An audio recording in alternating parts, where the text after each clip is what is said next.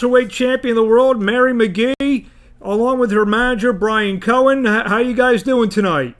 Good. How you doing tonight? Doing good. What's up, Brian? The IBF 140-pound motherfucking champion, Merciless Mary McGee, Gary, Indiana. What's up, Mark? Doing good. We're just getting ready to start another week, which all these weeks and days are running together. So, how's everything going, Mary? Obviously, you just had a big fight on February 8th. You defended your title basically in your hometown in Indiana, in Hammond, right next to Gary. What's life been like since everything is kind of shut down in the last month or so? It's been kind of like, it's been strange because you can't go to the gym, so you try to do all your workouts on your own, but I mean, outside of that, I try to kind of like get my runs in and do all I can on my own. But it's been kind of strange because I'm used to going to the gym every day, at least 6 days a week. You talked about doing all your workouts and whatnot, and being able to run and whatever. Will this hurt the momentum? Obviously, you won the world championship in December. You defended it in February. You had a nice momentum fighting every couple months.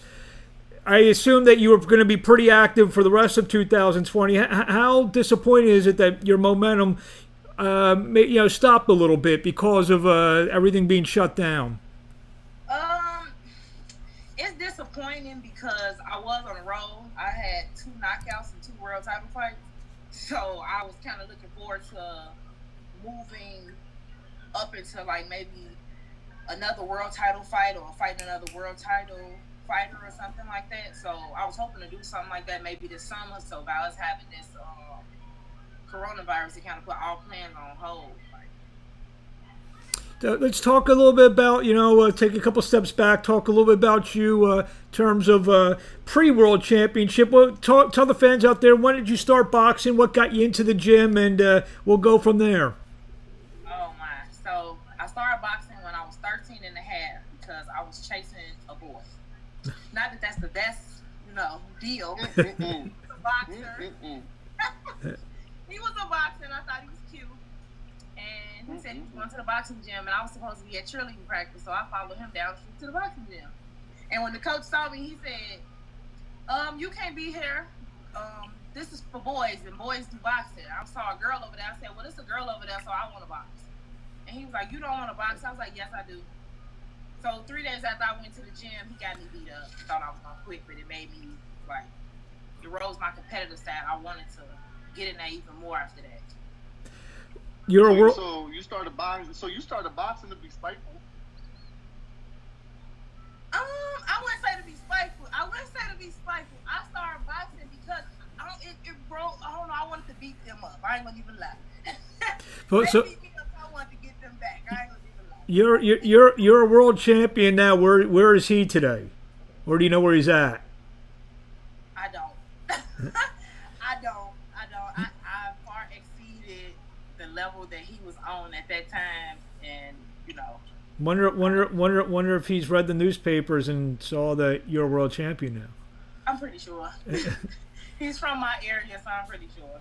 So then I guess you start an amateur career. How did that go? As an amateur, I had about 60 or 70 fights. I know I lost 6 fights because I know the 6 fights I lost by heart.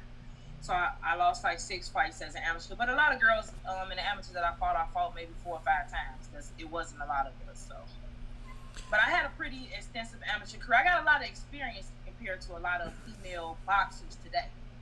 I have my experience far exceeds a lot. So the level of where I fight on, like Brian can call me and offer me to fight anybody within the weight that I fight in, and I pretty much can take them on. Right now I'm 27-3 with 15 knockouts, and that's rare. Like, I'm like a unicorn. It's rare to find a female with that many fights or that many wins in women boxing today.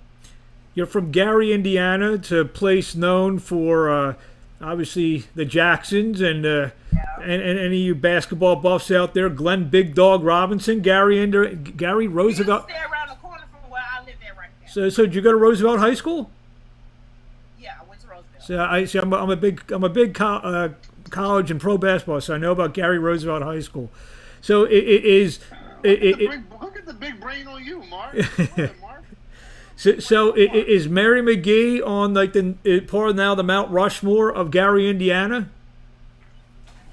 You know, I try. I mean, I guess they would put me on that type of pedestal, but honestly, though, I am like a hope for my city because it's really nothing here. So people actually see me here, and then they see me outside working and running, and then to actually fulfill my dream. Like right now, I actually did it. I became a world champion. So I go down in history in my city. So for them, I am like a beacon of hope, I would say. Like that you can be anything you want to be because there is no other female boxer from my area. So I basically seen a path that wasn't there and I made my own, you know. So for them, it's like in my city, it's so downtrodden. When they see me, it's like, man, you can be whatever you want to be. I'm all the way in New York boxing, and I got friends all over the world from boxing. So. One last question about your city. I guess you've been by the Jackson House. That's a tourist attraction in Gary, if I'm not mistaken, right? Yeah. So you turned pro, and now you're linked up with Brian Cohen, who's probably the preeminent female boxing manager out there. To talk about the relationship with you and Brian. Me and Brian actually talked to each other for 2 years. Let me tell you, me and Brian met under the funniest circumstances. I wonder if he remembers. I do. I got into it with one of his fighters a long time ago. Huh? Who? Go ahead. How many years ago was that? That was like a while ago, man. About 5 years ago, right? It was about 5 years ago. We were beefing so hard, and Brian was trying to be like a mediator. Like, man, come on. Like, he was like, he told me to apologize, and I'm like, all right, I'll do it for you. You know what I'm saying? But then after that, me and him built this like kind of, I say, a friendship relationship. So I was watching how he worked with his female fighters, and by me being a fighter that's pretty seasoned, I can tell if a manager know what he's doing or not. So I paid attention. I said, I'm the fighter that'll be hard to move, and I said, it seemed like this man can move me, so this who I'm gonna work with. Any manager can get a fighter and just build a fighter up. When you got a fighter that has as many fights as me, it's hard to get me fights. It's expensive, and Brian has been making it happen. Hence, I'm a world champion within a year of us officially saying we'll work together. So, yeah. I've known Brian for about 15, 16 years now. I'd say about 90% of his relationships, people didn't like him at first. So I think I don't think you're unique. I heard the story. I don't think you're unique in that way. But Brian's. I'll let him speak. Okay. Hold on. Let me call a time out here. Listen, for those of you who don't like me to kiss my ass. Oh God. Listen, I don't scratch my head if it don't itch, and I don't dance if there's no music. So if I'm opinionated, I'm opinionated. I'm gonna be opinionated. Well, you're from Philly. If I don't like something, you're from Philly, baby. I could be from Philly, Gary, Indiana, Deptford, New Jersey. I could be from a lot of places, but this is just who I am. This is how I was raised. This is how I was brought up. So when I see bullshit, if it looks like bullshit, it smells like bullshit, I'm gonna call bullshit. So that's just how I am, and maybe that's why people don't like me. I don't let anybody take advantage of any of my fights. Amen. So that's why you'll get the Brian Cohen's an ass. Yeah, I'm gonna be an asshole, but I at the end of the day, I won't let anybody disrespect, rob, or talk shit about my fighters. Because that's just how I am. Brian, talk about Mary as a fighter. You have a stable of women that's unparalleled. Talk about Mary as a fighter. Let me stay cute while he talks about me. Go ahead, bro. I don't. You know, Mark. That's the thing. I don't have a stable. I have a family, and that's how I treat all my fighters like they're my family. The pro debuts get treated just as good as the world champions. But let me to speak on Mary as a fighter. Amazing. She's just amazing. She's been amazing to work with. You know what I'm saying? Like when I first started working with her, I told her in 3 fights she's going to be a world champion. And sorry about that. And by the third fight, she was a world champion. You know, so she's amazing to work with. She listens. She's a student of the game. I can't say anything. You know. She the last fight that she did in February 8th, she could have actually hogged the spotlight.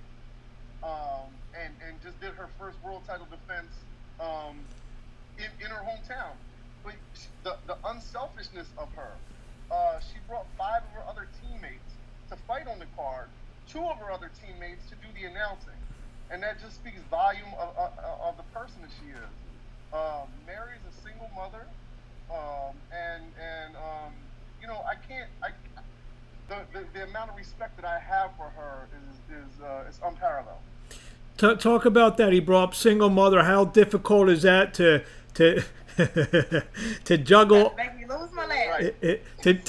To juggle all that, with having a child, and also, needing the equal amount of time to keep yourself at a world championship level. That was something. It's funny we mentioned that because that was something me and Brian just spoke about the other day. Because I was like, Brian, you know what? I think I'm the only female fighter right now that's a world champion and has a preschool age child. I said that some people don't understand how difficult it is just for me to get outside to go for a run. Like, you don't know how dedicated I have to actually be to do this. So I have to try to sneak out of the house in the morning and call my mom to sit down here with him for an hour so I can get my runs in the morning, or I have to miss out on things with him just to get in tip-top shape for a fight. So it's very important for me to know time. Like, okay, I have to know when a fight is because I have a 5-year-old. So he has schoolwork, he needs my attention and things of that nature. So I have to know. So for me to actually get in shape, it is a little harder because I have more to take care of than just myself. I have him too. So. Any truth to the late nights he's been in the gym with me, laying there asleep, and I have to carry him out after 3-hour workout, things like that. Any truth to the rumor, Brian, that your background is for Mary's son? It is. Man, you know what I mean? Yeah.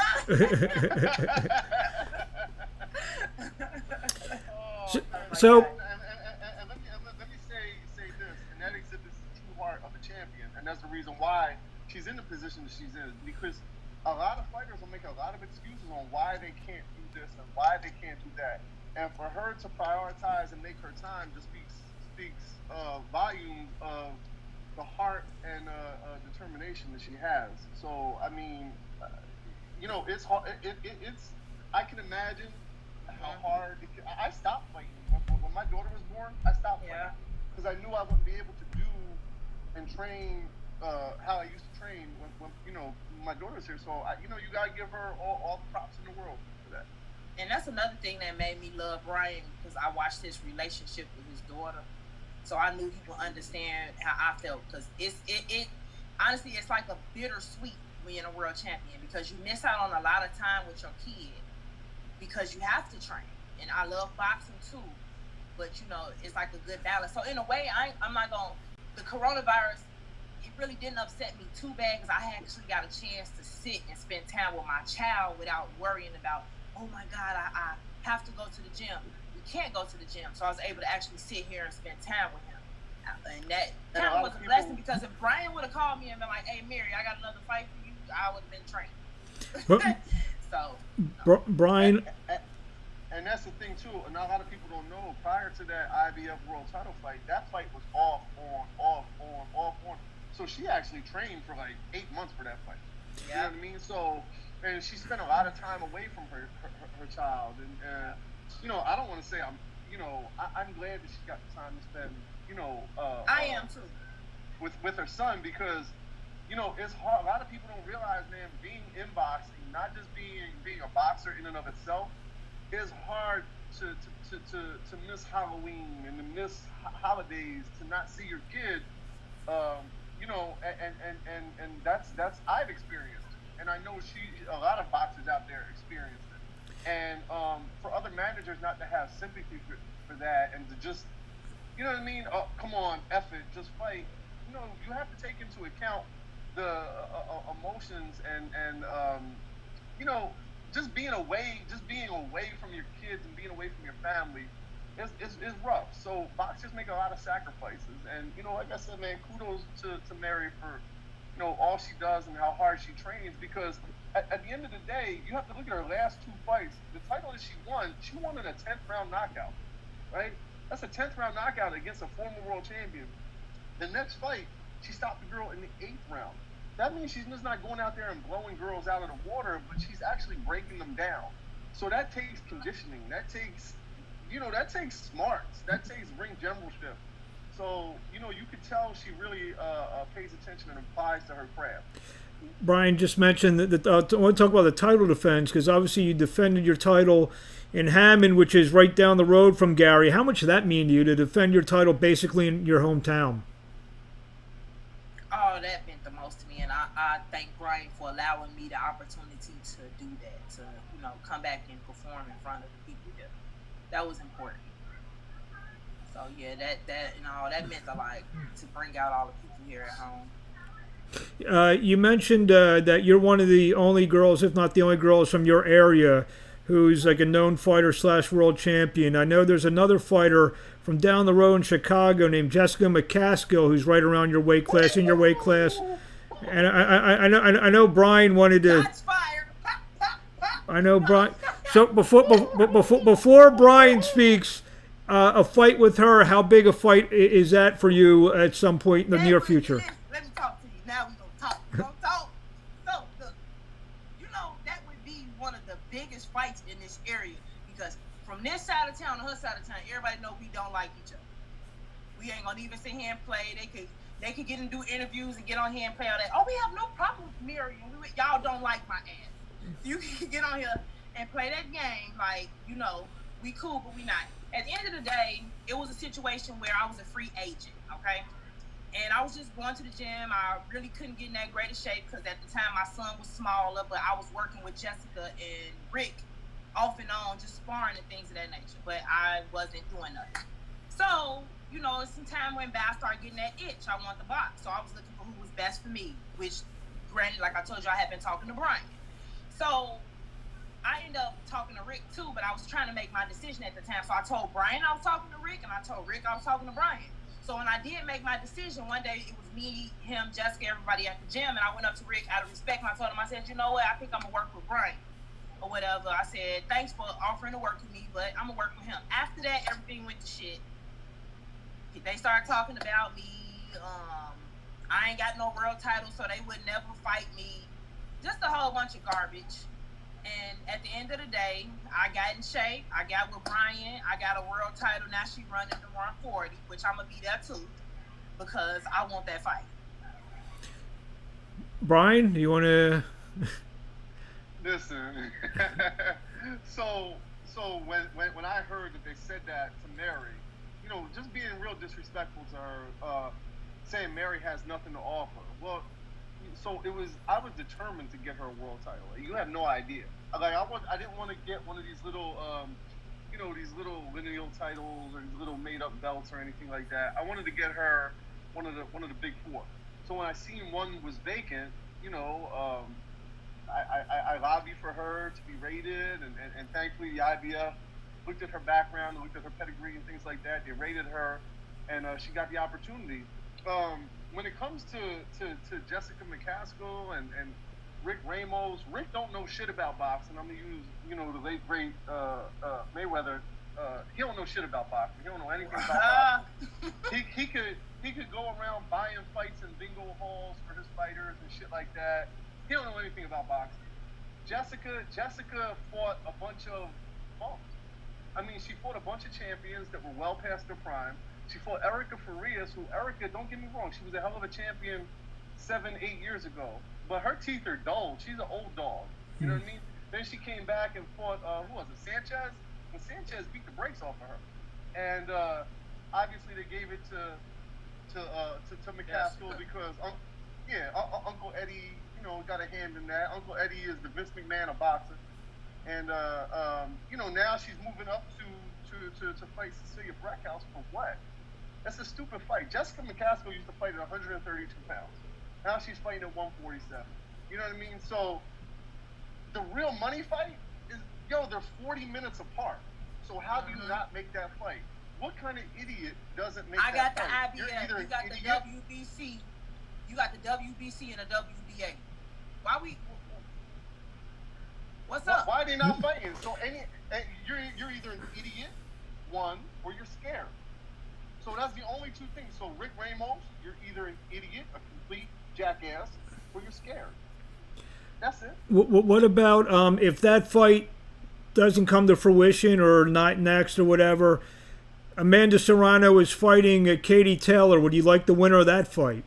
Oh yes, oh yes. And you know, to be honest, I got a lot of respect for Katie Taylor. Even though I feel I can beat her, I do have respect for her because at her level, like, she's basically fighting the best. I give her that. Like, I feel like, watch out, baby. I feel like her last fight with Delphine, though, that was a lot of people thought Pursoon won that fight. Yeah, that was a nail biter, but I still feel like, where you going? I'm on the phone. Could you please go back there? Thank you.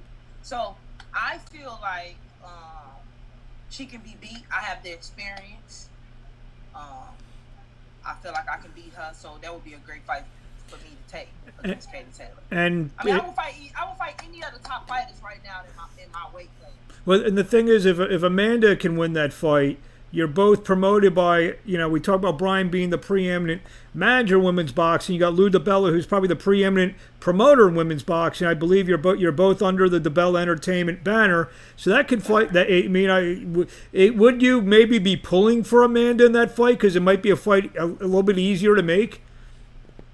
Yeah, I would fight Amanda. I would fight Katie Taylor.